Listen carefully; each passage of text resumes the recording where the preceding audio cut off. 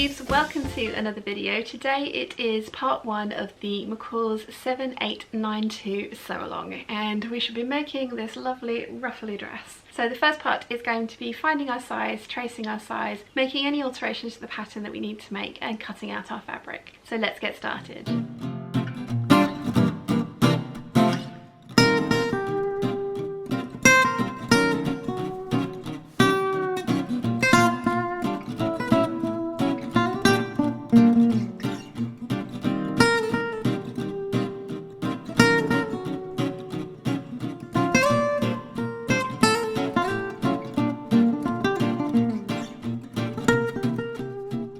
For this sew along, you're going to need your pattern, fabric, matching bias binding, matching thread, marking tool of choice. I like the friction pen, but you do want to use this on a scrap piece of fabric to make sure that the pen does erase and doesn't leave any marks behind. Pencil, French curve and clear ruler, pins, paper scissors, fabric scissors. You're also going to need an iron, an ironing board, your sewing machine and pattern making paper, all of which are too big to fit on this surface. Okay, the first thing that you want to do is iron all of your pattern tissues nice and flat. That will help you get an accurate trace. The next thing you want to do, or the next thing I like to do, is make a list of the pattern pieces that I need to trace out. Now, I know that I'm going to want to make version A and I will be doing version C with version A's sleeves. I don't think I'm going to want to do the flounced blouse for B, and I don't think I'm going to be wanting to do... I might trace the skirt for D, but I think I'll probably make that longer, and I'm going to try and make the flounce on C longer because I would prefer this dress to be a little bit longer than it is. So the only piece that I'm not going to trace out is the sleeve flounce for C, which is these flouncy sleeves here. I know that those kind of sleeves would annoy me, so I won't ever wear them. I've made myself a list of all the pattern pieces that I need to trace out, and I've got that list here. Now I need to work out what size I need to trace. So according to the pattern envelope, I need a size 16 for the bust, a 12 for the waist, and an 18 for the hips. Now, I mean probably actually a 20 for the hips. I have the packet size that goes from the 6 to the 14, and I buy this packet size specifically because I know that they build a lot of wearing ease into their pattern pieces. The pattern piece, the size that they have here for the 14 is a 36-inch bust, and the finished garment measurements are on bodice piece number 1. The 14 has a 42-inch finished measurement for the bust.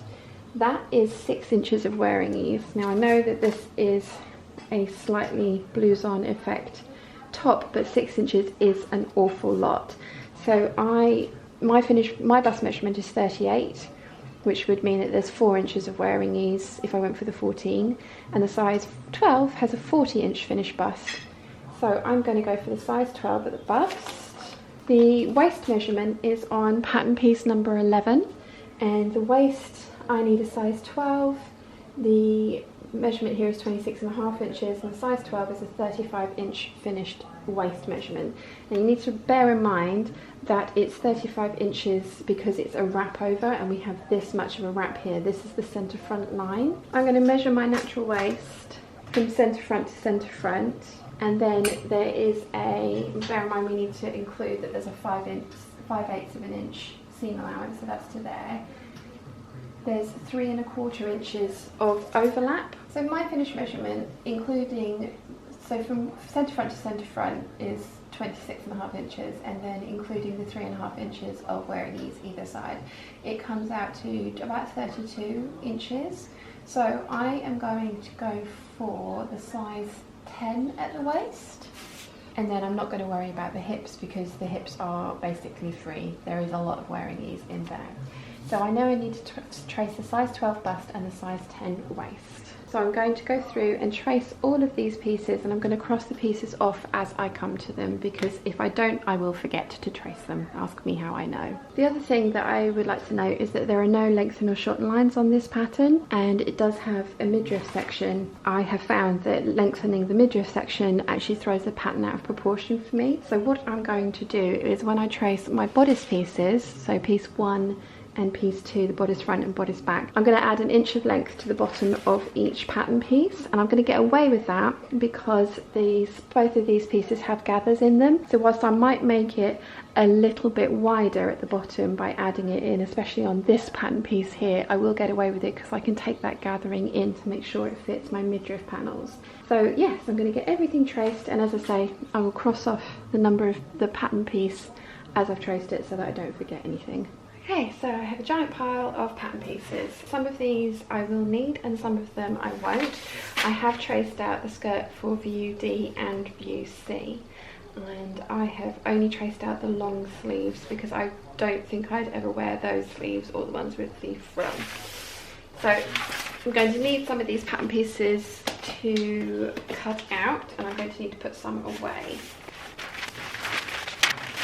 I've got the skirt D front and back here. I've added 2 inches of length to both of those, and I've made a note of that addition on the pattern piece. I'm going to fold these up and put these away, and then I'm going to go through the pattern pieces I'll be using for this sew along.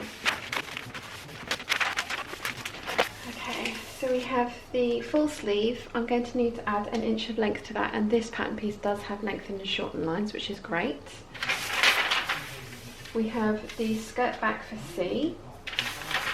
We've got the bodice front, and as I mentioned, I have added an inch of length to the bodice, and I have done that along the bottom edge, and I did that whilst I was tracing it out, just by literally tracing an extra inch of length onto the bottom pattern line that was on the tissue paper. So I don't need to do anything with that one. We've got the front flounce C here. I've added 2 inches of length to this one, because otherwise the skirt would be very, very short, which is not a preference of mine. 2 inches of length added to the flounce. This is the back flounce, and I've done the same thing, added 2 inches of length to that.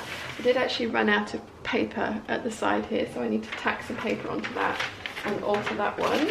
The other thing to note about the flounces is that I'm going to cut out 4 of each rather than 2 of each, because I like my flounces to have fabric both sides. Because of the way they fall, I don't want to see any of the wrong side of the fabric, so I like to double the flounces up. That's a personal preference of mine.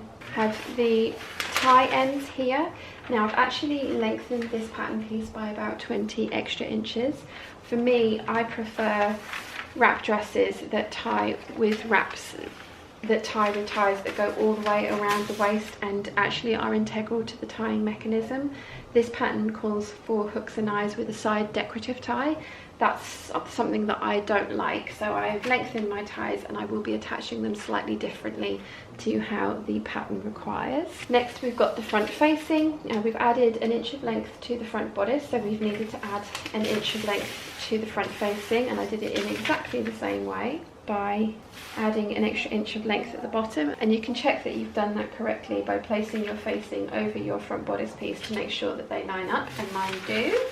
I've got my midriff front, my skirt front, my midriff back, back neck facing, and my back bodice. And again, I've added an inch of length to the back bodice by just adding the extra inch of length at the bottom of the bodice. So I have 2 pieces that need some work. I'm going to get this out of the way. As I mentioned, I want to add an inch of length to my sleeve. This is a personal preference. I think this sleeve would come to my wrist, but I want the blouson effect to be really pronounced. So the first thing to do, and I've shown you guys how to do this loads, but the first thing that you want to do is you want to draw a rectangle, which is going to be the width that you want to add. And the important thing to make sure that you have is a perpendicular line that runs through your lengthen and shorten lines. This just happens to be the grain line. If there isn't one there, literally just draw yourself one in. So the next thing to do is cut along your lengthen and shorten line. And then we're going to take that cut edge and we're going to line it up with the bottom edge of the 1 inch rectangle that I've just drawn, and we're going to take that down. I want to make sure everything is lying nice and smoothly against that line. You're going to take your ruler and the perpendicular line, you want to carry that on and up through your extension line that you've drawn.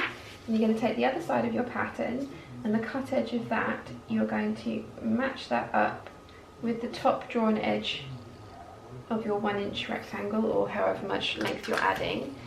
You want to match up your perpendicular line to make sure that everything is nice and centered, and then you're going to take that down. And then we need to just true up the side seams. So we're going to be taking off a little bit from the top because that's flaring out more than we need it to. So we're going to cut that out.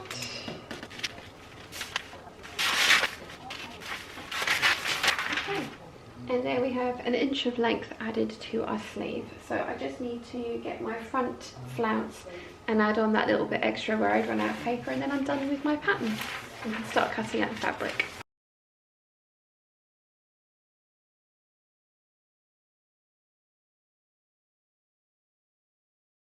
If you have any questions at all, please let me know in the comment section down below and I will do my best to answer them for you. I hope you've enjoyed today's video. If you have, please give it a thumbs up. If you haven't yet, please subscribe, and I'll see you again very soon. Bye!